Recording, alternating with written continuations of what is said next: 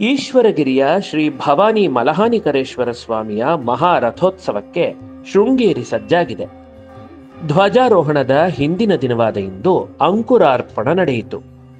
ಇಂದು ಬೆಳಗ್ಗೆ ಗಣಪತಿ ಹವನ ನೆರವೇರಿತು.